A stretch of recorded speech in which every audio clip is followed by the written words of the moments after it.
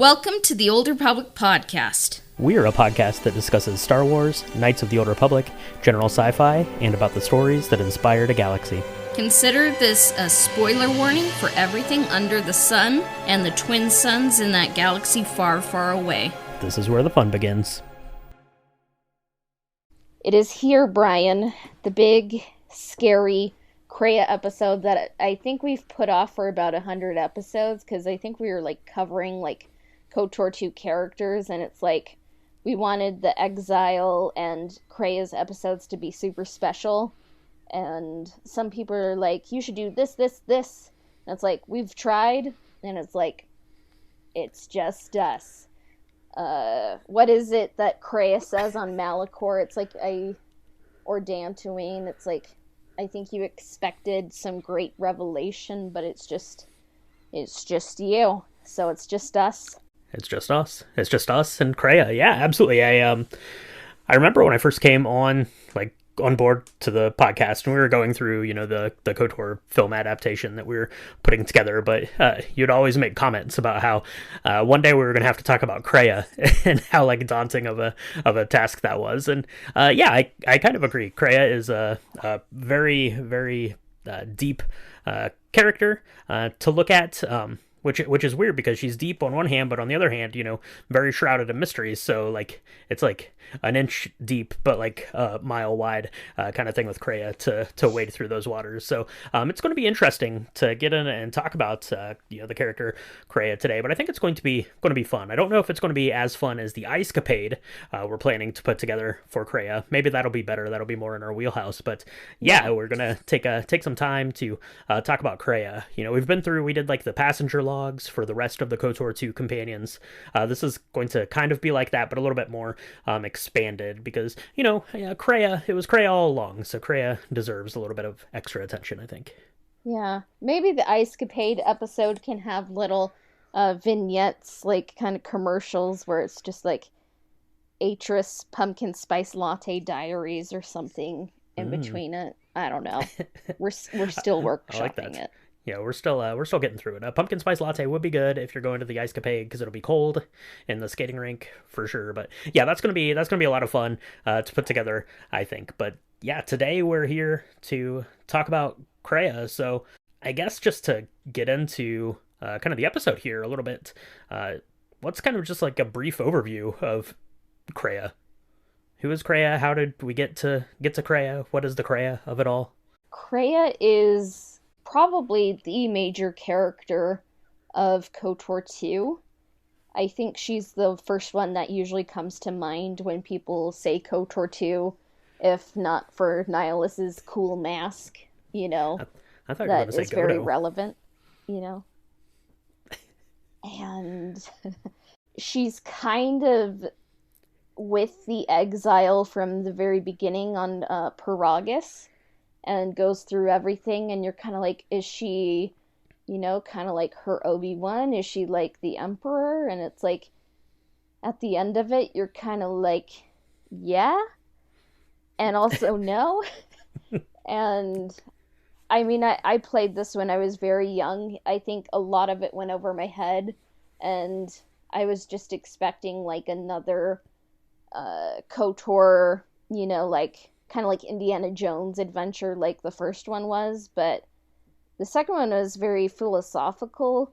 It was also broken, so that didn't help, but I think a lot of people, once the game was kind of patched up, it kind of played better, and people are this is a very deep character who makes you think, and some people look at the depth, and it's kind of is it really that deep, or is she just saying you're wrong no matter what? It's interesting.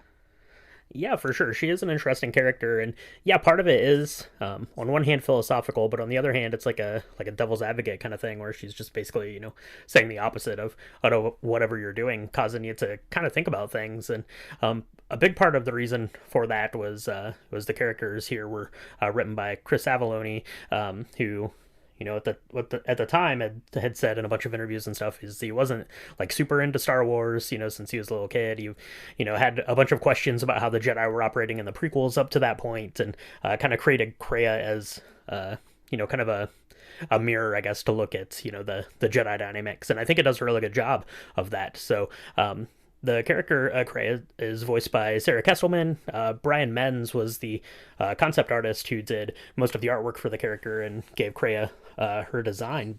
And as far as the character goes, Kreia's history is pretty shrouded in mystery. We don't know like where she's from, much about her upbringing, but we do kind of learn along the way that she was at one time a Jedi Master, historian, Jedi Consular, and the Master to Revan.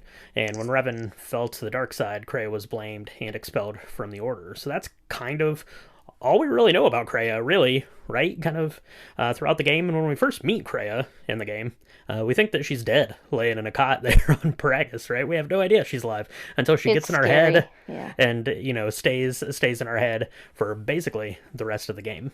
Yeah, and I don't know. It's funny because you try to guess how old Kreia is, and you're like, if you're kind of thinking she was RNK, who is like the mother of, the handmaiden, it's like, how's the math working out there, So we don't Right.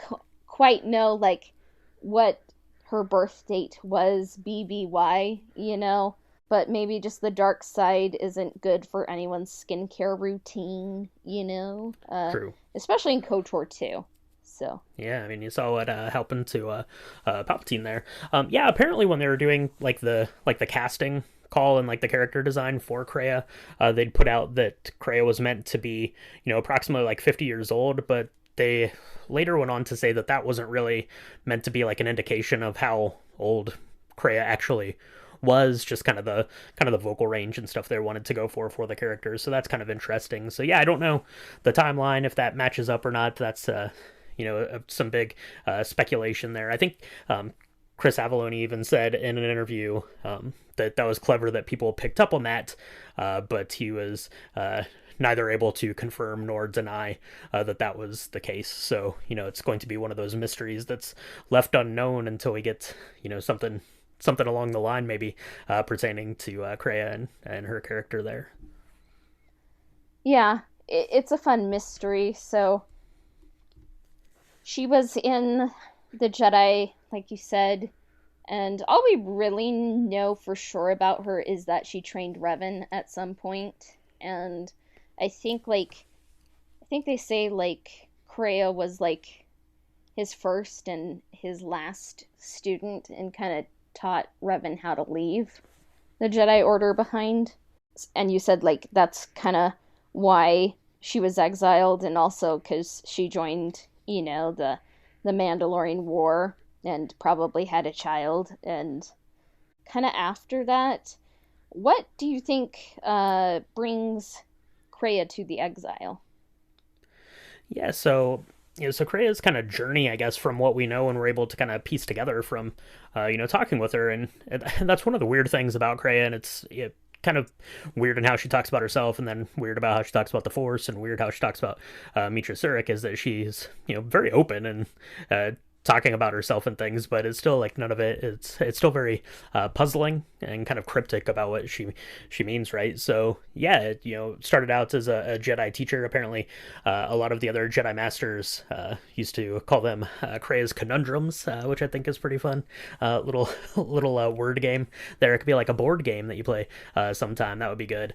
There, where she's just challenging the outlooks of the Jedi students, and then it was the master to Revan before Revan went on. So, kind of in doing that, when Revan left, Kreia was held up to blame for Revan leading, so she was thusly exiled from the Jedi Order as well. And apparently most of the Jedi Council assumed that Kreia went off with Revan to fight in the wars, but apparently that's not really the case. She just kind of was bopping around the galaxy, just trying to acquire some information. That's what she'd been doing within the Jedi Order. As a historian, she was looking at artifacts and studying them, and seeing kind of the difference of opinions and the dualities of things that existed there. So that's what she was doing there.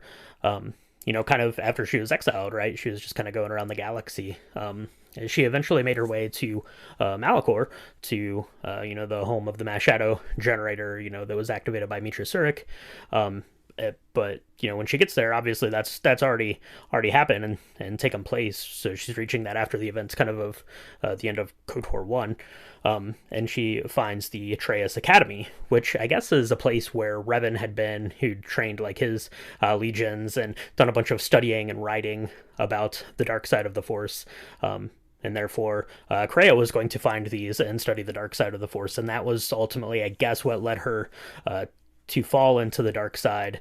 And that's kind of how, she turns into one part of that triumvirate, is, kind of stumbling across this Atreus Academy in her pursuits of, just some general, I guess, Force knowledge, after her being exiled. Yeah. It's an interesting history. And I don't know, do you think Kreia ever outright lies? I don't think that she outright lies. Like I said, whenever you're talking about her, or about yourself, the player character, there, or anything else, she's very kind of open and talking about it, and she'll answer things pretty directly. But there's still some like air of like mystery about it. Like none of like, there's always like some little gap in information that you get, so you're never able to kind of fully piece together what she's talking about. So talking about her history with the Jedi, talking about her history with Revan, even talking about her history with like Nihilus and Zion when they're forming that Sith triumvirate there. It's all just like a little spotty, so you're having to kind of fill in the gaps with your own mind. And I think that's kind of one of the neat things about her character, the way that she's written and the way she, portrays herself in the game, is that, it allows you some space to fill in that story for yourself. Obviously, some of that story was lost due to, some of the game being cut, unfortunately, and things played out a little bit differently than they might have otherwise. But I think that's one of the neat things, is it's not really a really clear picture. Yeah, I guess it's kind of incomplete, but we can figure out for the most part what happened. I kind of wish like there had maybe been some Kreia novels or something, or like a KOTOR 3, but that didn't happen, obviously. But yeah, so eventually she becomes Darth Treya, and you mentioned the Sith triumvirate, so the fallen Darth Nihilus with the cool mask is in it, and then also Darth Sion, the scary zombie dude, was in the triumvirate as well. That's right. Yeah, both of them were in the triumvirate there.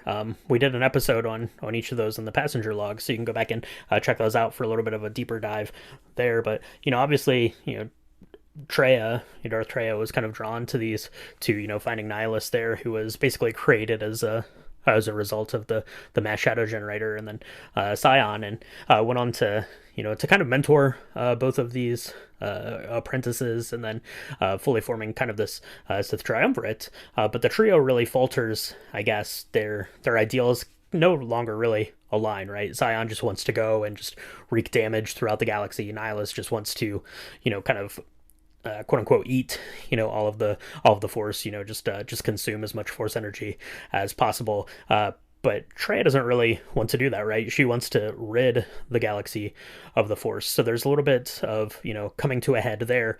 And then when she discovers that Mitra Surik is there and thinks that she might be able to utilize Mitra Surik's abilities to kind of rid the galaxy of the Force, she's demanding the other two that they leave Mitra Surik alive, and that doesn't sit very well with either Nihilus or Sion, and that's really what splits up the triumvirate then and gets us to the start of KOTOR 2, right? The Sith triumvirate has split. She has heard of Mitra Surik. She goes out to pursue Mitra Surik, and is able to get her on board the Ebon Hawk before crashing onto Paragus and starting the game. Do you think it's the betrayal of the Sith Triumvirate that makes her reject the Force, or was she already there as Sith, do you think?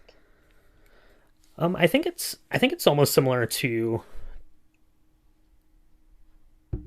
the way Revan kind of operated within the Sith, and it's obviously they went to the dark side and were members of the Sith and aligned with the Sith, but it never really was it, or at least the way I interpret it is it's not really because they desired the things that we commonly associate with the Sith. It just happened to be the other side, right? You're either on the Jedi side or the Sith side, and that's kind of the side that Kreia here in this instance found herself on, right? Exiled from the Jedi, was searching out things and ultimately found this just massive knowledge about the Sith, which pulled her in, and we actually get to see a similar storyline like that play out within the game, right? With the Atris, it's same thing that happens to her. It's very consuming, the dark side here in this instance. So I don't know that if it was really like a betrayal like from the Sith as much as it was just had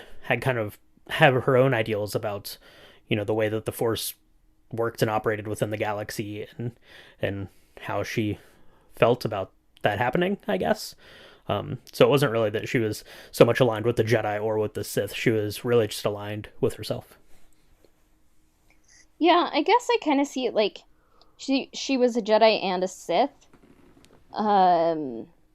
She was pretty high up with both, knew and learned both of them well, but I think like she always had questions about either philosophy, like there's stuff to think about, like none of them are complete philosophies, I would say. And then she's kind of rejected by them, and I think she rejects them, so it's interesting, so I would say like if Star Wars like were kind of more than Jedi or Sith or red versus blue, it would kind of be like her own school of philosophy, would have maybe originated, and she might have been like a major philosophical,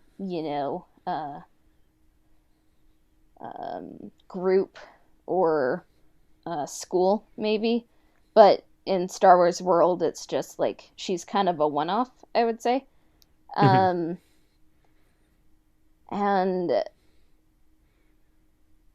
it's interesting that she really didn't want the exile to be harmed. She would have protected the exile against like a lot, it seems. And it's weird, like I kind of wonder what Kreia wanted for the galaxy, because it seems like she's very anti-Force, because she like in the Star Wars galaxy, like it seems like the Force has a will of its own, it's sentient, and it seems to cause endless wars, like it causes the Star Wars, Right. Yeah. Which is kind of almost hilarious in a way, kind of a mind bender in a way. And I don't know, it's like Oppenheimer, it's like if you turn off the Force, would it like have just like there was a percentage of a chance, like what if it just like destroyed like their galaxy far, far away? What do you think about that? Yeah, I think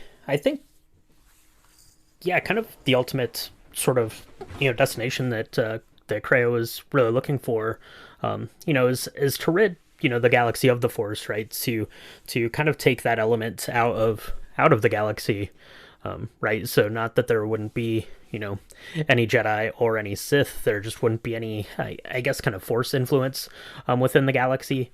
Now, one of the reasons she was looking for Mitra Surik in particular was she realized that Mitra Surik had the ability to create force bonds, which is how we're communicating with her throughout the game, right? So she's always in your head, kind of serving as like a narrator almost to the game, and then kind of as this conscience character. And then I guess the plan with that force bond that Kreia had was that she was basically going to utilize that to create, kind of another rift in the force. I guess similar to what had happened with the mass shadow generator, but this time it was just going to be, kind of brought about, by the force here, within, I guess, these two powerful force users, I guess. And this rift, I guess, was intended to kind of be never ending. So basically it would just kind of, I don't know, more or less be like a black hole for force energy in the galaxy. So it would just, basically void the galaxy of the force. So it, kind of a more philosophical or a more midi-chlorian based super weapon, I guess, than the Oppenheimer weapon here, the bomb, in that sense. But yeah, I think that, it's interesting to, to see, Kreia, who goes from one allegiance to the next, and that's kind of tips me off at one of these really great quotes that we have from Kreia here is, to believe in an ideal is to be willing to betray it. It is something no Sith or Jedi has ever truly learned. And she's this deceptive character for sure, but also a very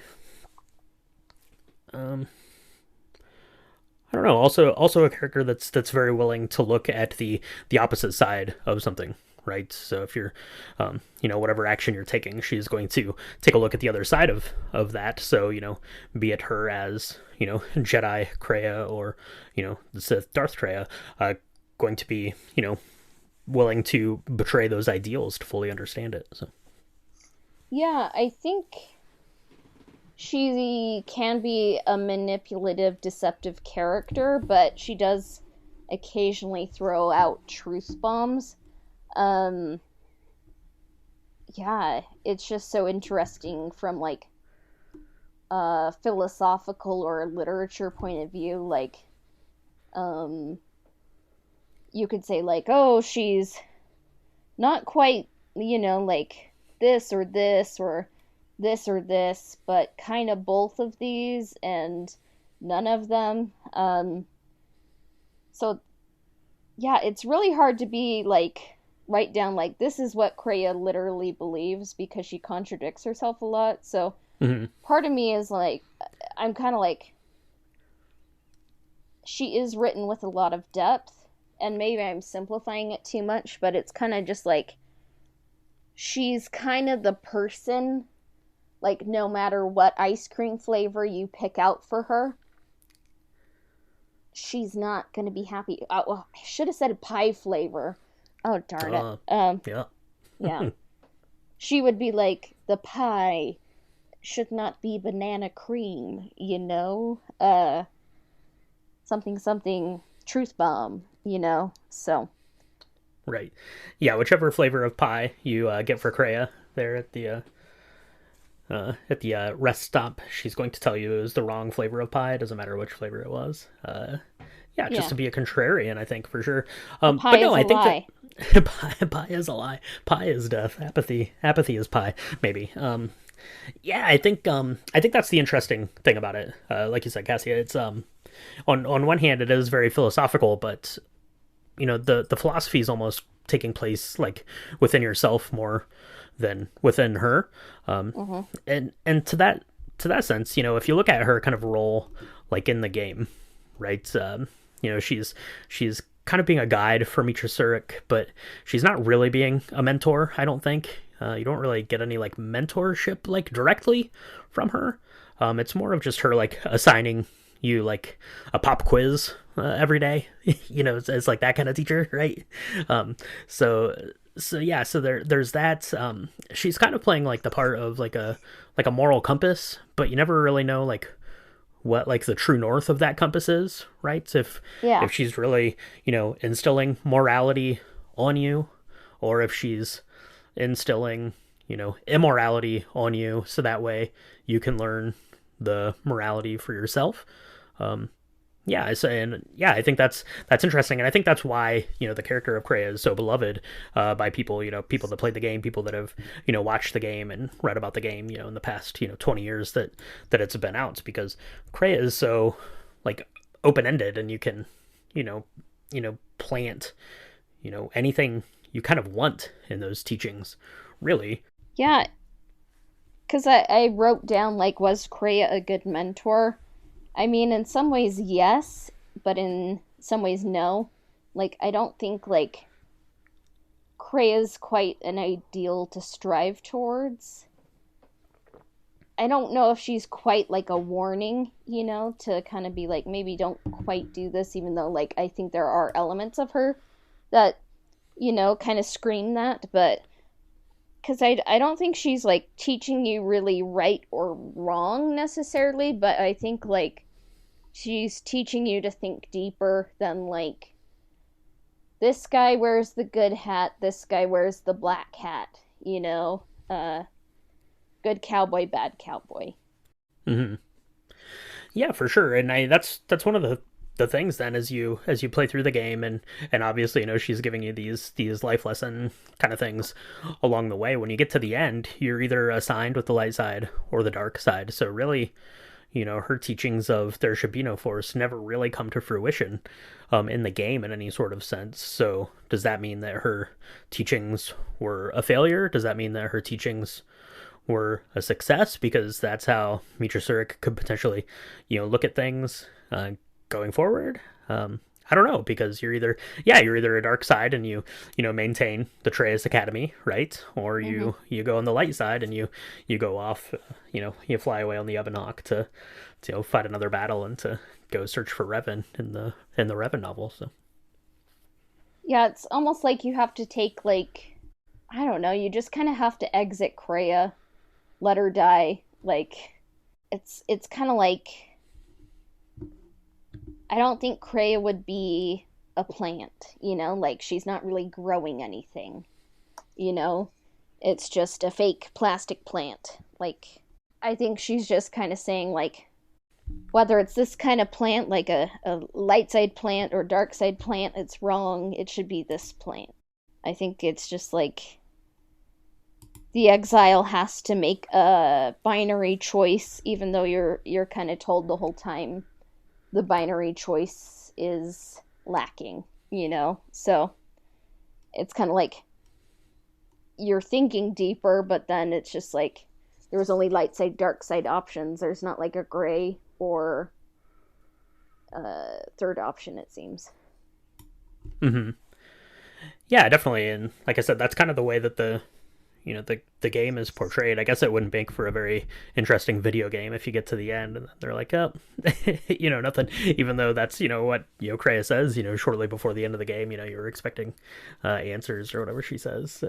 You'll get none in that sense. So I think Kreia is really just a character, like I said, and sort of a mirror, I guess, to look at the Jedi as a whole and the way they've been portrayed, which I think is kind of interesting. And then to really just make you think about things. You look at kind of the famous bit there, apathy is death, where you're giving, money to, someone on, was that Nar Shaddaa there, and either you give it to them and you condemn them to death, or to be beaten up or taken advantage of, or you don't give them money and you commit them to death or being taken advantage of. So yeah, it's kind of one of those. Yeah, it's just an interesting conundrum. It's a Kreia conundrum, really, for the whole entire game, and I think that's interesting. And I think that it's interesting there to play on that aspect of the Force bond. Different, I guess, in a way than a Force dyad, but really able to kind of, I guess, convene your Force energies away.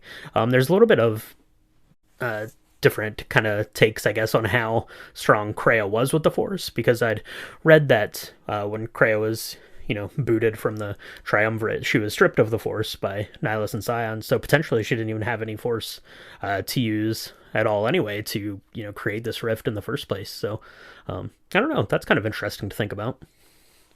Yeah.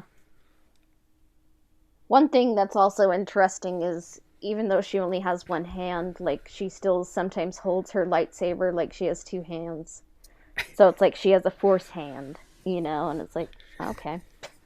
She has a force hand. Sometimes she has 3 lightsabers that fly around, which is not, and they're purple, which is scary, and they're purple. That's right.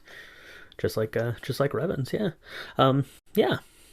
Yeah, Darth Treya. It seems more like it's a title rather than like the name she chose for herself, because I think originally Atris was going to become Darth Treya. And it's like, no matter if there are people who are betrayed, like there will always be a Darth Treya. So it's like, that's an interesting, tradition. And it's just like, it has Treya. There's a Treya in betrayal, so it's good synergy, I guess. That's right. Yeah, this quote here from Kreia, know that there was once a Darth Treya, and that she cast aside that role, was exiled, and found a new purpose. But there must always be a Darth Treya, one that holds the knowledge of betrayal, who has been betrayed in their heart and will betray in turn. So yeah, so for as kind of spotty and enigmatic as Kreia's own background is, like I said, we get to almost see kind of her storyline play out within Atris there, especially if you're looking into some of the restored content stuff as her, fall to the dark side, just surrounded by, Sith teachings and holocrons and things like that, because that's, basically what happened to Kreia when she got to Malachor there, to the Treyas Academy.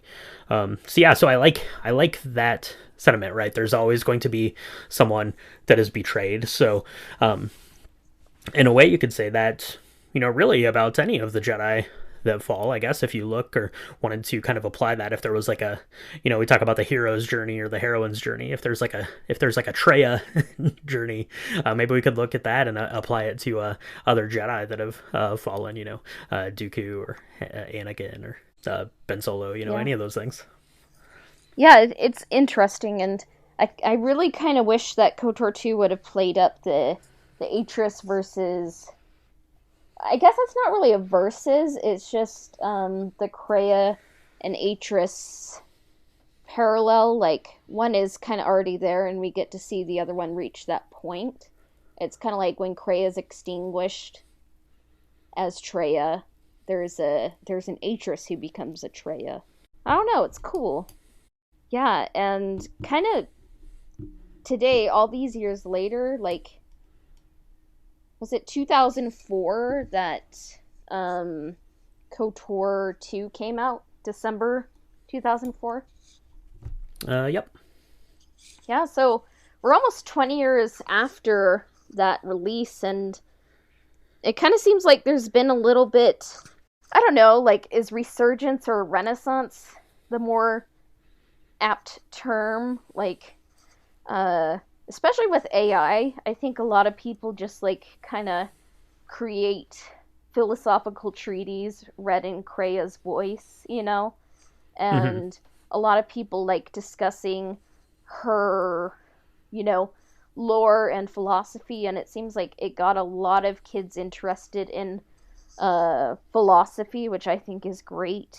I guess, what do you think about like Kreia's impact, like beyond KOTOR 2 today?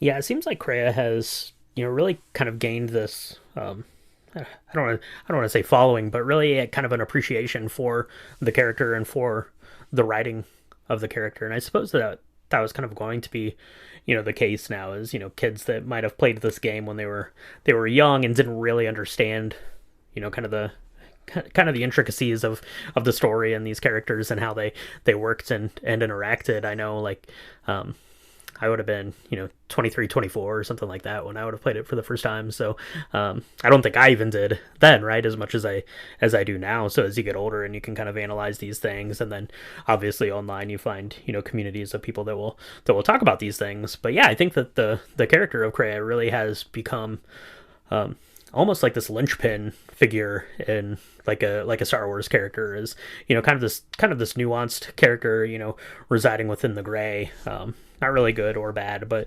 allowing you to, take different looks and different interpretations of the Force. And I think that is really, really very interesting. And we're starting to see kind of more characters like that within Star Wars, I think, which is going to be fun to kind of see and experience. And then, obviously there are, some other kind of real world connections, but I wanted to make mention of this. Cassie, I don't know if you've seen this, but this just happened like within the last couple of weeks.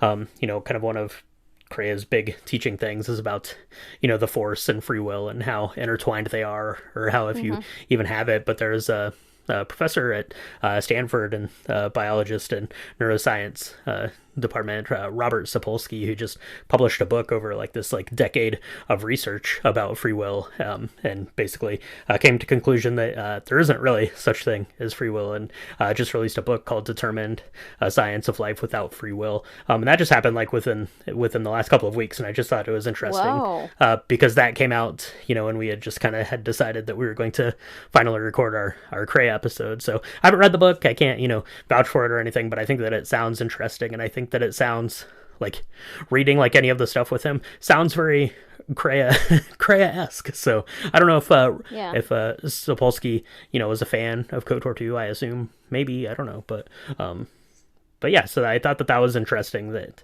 kind of coming on the heels of us talking about this big study kind of wrapped up, and this book came out about free will. Oh wow. Too long didn't read yet, free will doesn't exist, people. Yeah, we can use that as a teaser, I guess. So what's the title of the book again? I'll have to put that in my shelves. Yeah, it is called Determined: A Science of Life Without Free Will, and the author is Robert Sapolsky.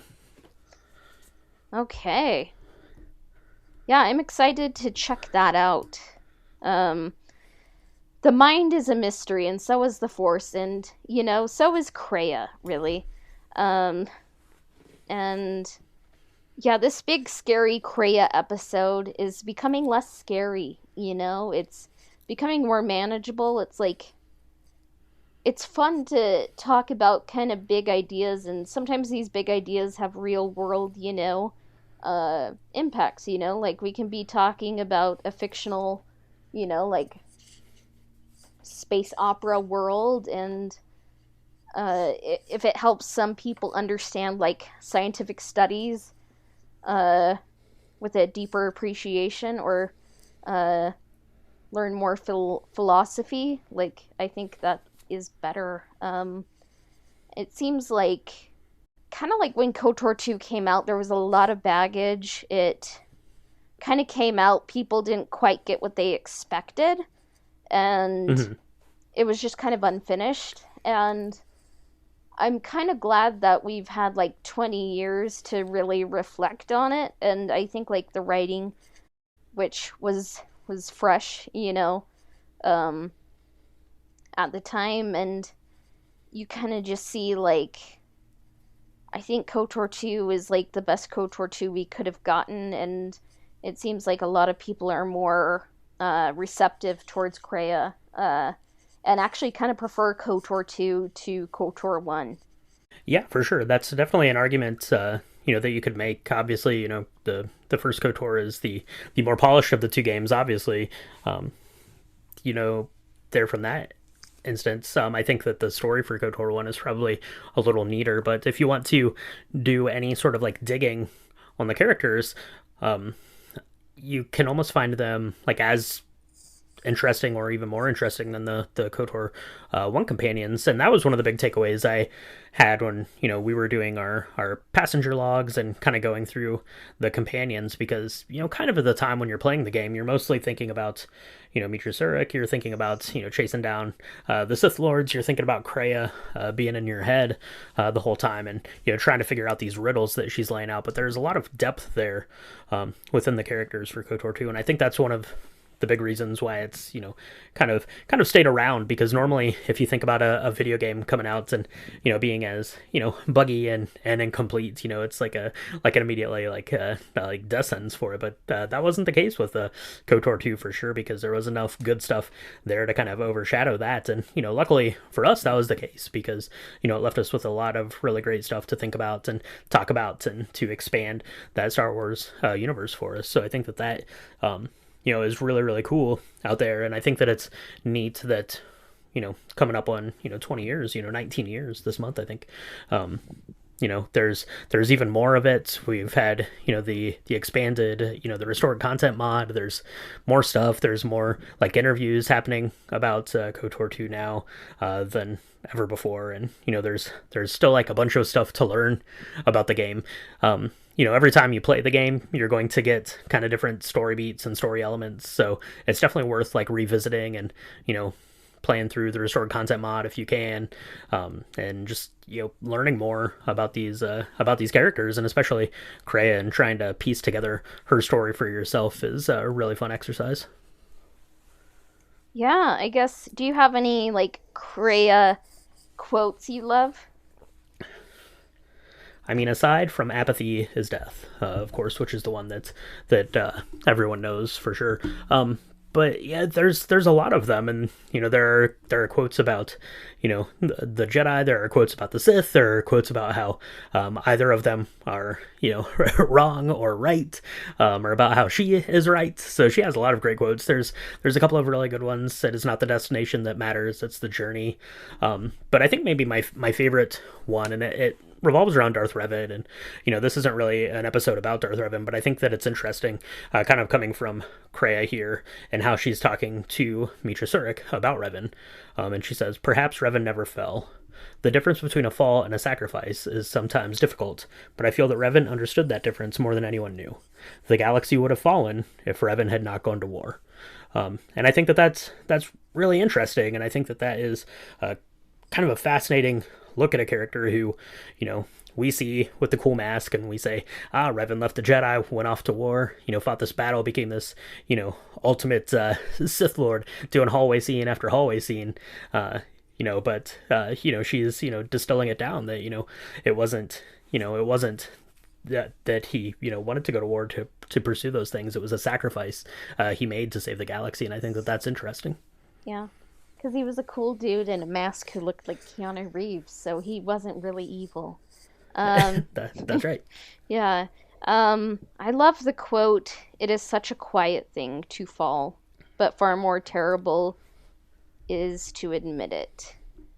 And you can define fall in many, many ways, like it can be like, I used to adhere to, this belief, this political persuasion, like this, restaurant chain, and it's like, it's changed, and like sometimes like you go through changes, and like sometimes like you kind of subconsciously know, but like to consciously kind of be like, I'm not that person anymore, like that can be a big change.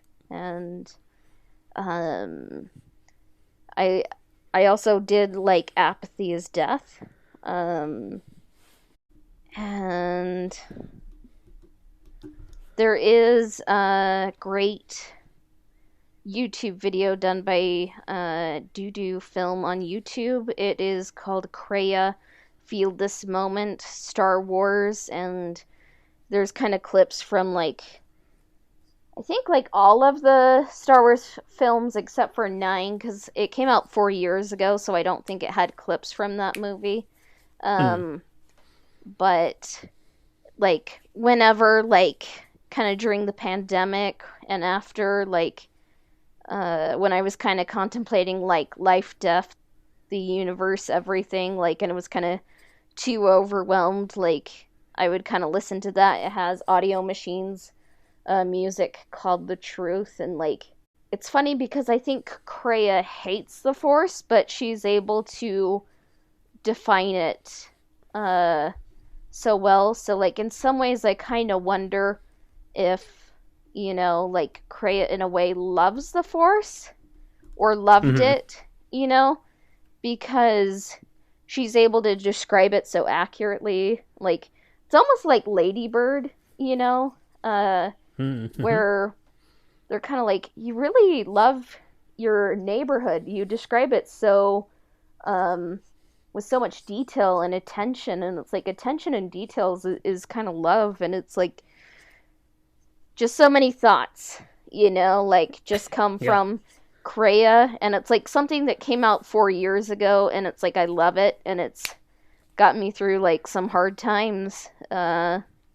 So I kind of love that whole chat she has, like when I believe it's the handmaiden asks Kreia what the Force is, and she kind of describes it, and it's beautiful to hear, in my opinion. Yeah, she does. She speaks about the Force very eloquently and very kind of standoffish, and that makes me wonder. It's not actually something that I'd really thought of until we've had this conversation about Kreia. But part of me now wonders if Kreia's desire to rid the galaxy of the Force was just that she was so infatuated with it and she needed it to be gone and out of her life, right? Because you have her saying things like. Things are nothing compared to the Force, or the Force is a powerful thing to wield or deny. Kind of all of these things, right? Nothing is impossible with the Force. So she's talking about it like very lovingly on one hand, but almost like a scorned like lover of the Force on the other hand. So so maybe I'm thinking now that Kreia just wanted to rid the galaxy of the Force. The Force because she couldn't stand to indulge in it or to be without it. So and all these years later, the Force moved on with Shmi Skywalker, I guess, and maybe Kreia's like, what? That would be funny. That's right. Yeah, that was really deep what I just said there, but it was deep until I ruined it. But with a weird joke. But like I think KOTOR 2's impact on storytelling in video games would be nowhere without Kreia. Because I think people like the companions, but when they talk about KOTOR 2's story, it seems like they're talking about Kreia, So. Right.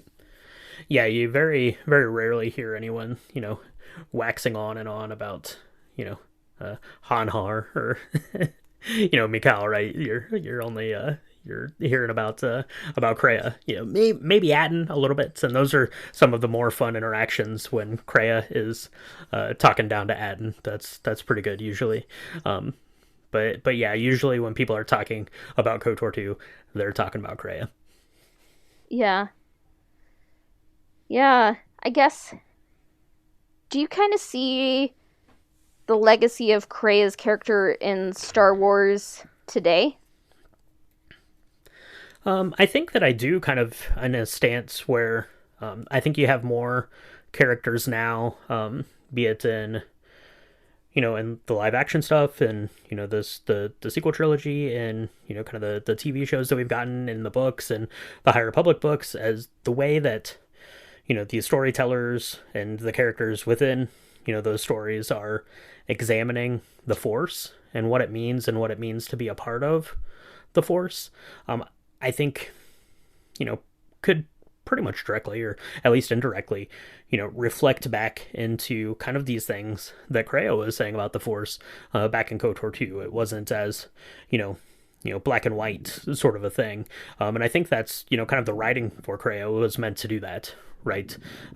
Looking at the prequel era Jedi, which were, the Star Wars stories that were coming out when this game was made, right? They were very, kind of orthodox in their beliefs and things like that. And Kreia, kind of, took that and flipped it on its head, right? It's like, what do these, what does this Jedi code, mean? What does it stand for? It doesn't stand for anything beyond what you're willing to believe in it and do with it. And you need to be willing to, disobey it or go against it.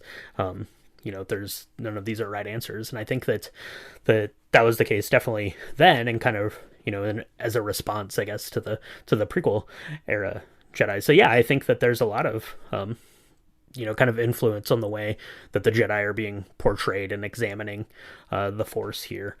In the current slate of Star Wars storytelling that we're getting. Yeah, that's a good point. So I think I kind of spoiled this earlier, but I don't think Kreia would have a favorite ice. Well, I was gonna say ice cream flavor, but what I meant to say is I don't think Kreia would have a favorite pie flavor. She would just say apathy is death, or like it rhymes, like the pie is a lie. Kind of like a riff on the Portal 2. Like the cake is a lie. Ooh, but yeah. Yeah. Yeah, you for sure would get her some pie, and she would say that is the incorrect pie. Or maybe she would tell you that you were wasting your time having pie.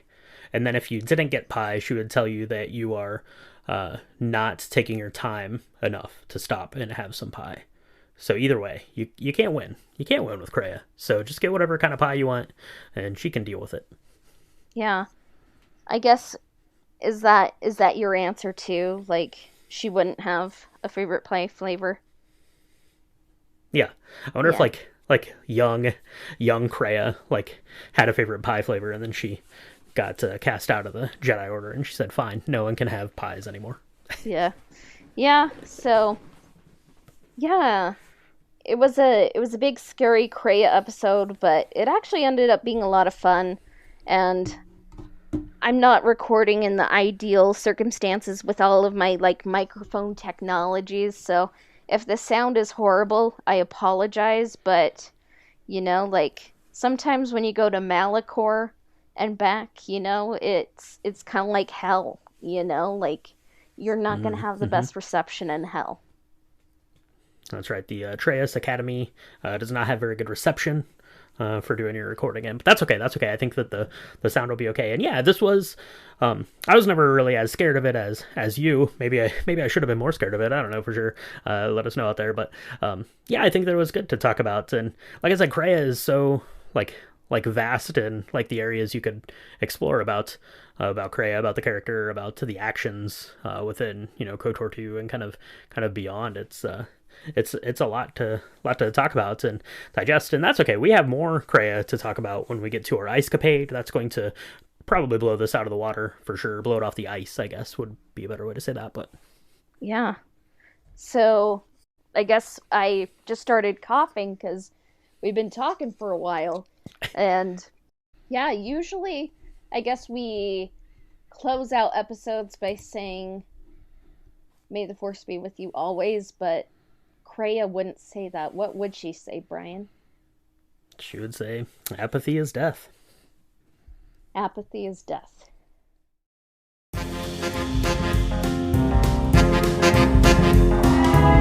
The Old Republic podcast can be found on Spotify, Apple Podcasts, Google Podcasts, YouTube, as well as everywhere else that Anchor podcasts are distributed. Subscriptions, reviews, and shares help us out. And if you want to connect with the podcast on Twitter, we can be found at Old Republic Pod. And if you want to connect with me, I can be found on Instagram at astro_droid_. You can find us on Patreon at www.patreon.com/Old Republic Podcast.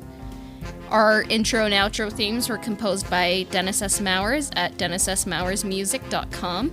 This episode of the Old Republic Podcast has been brought to you by Nicky Dog from Patreon. May the Force be with you. We will be back soon. Bye for now.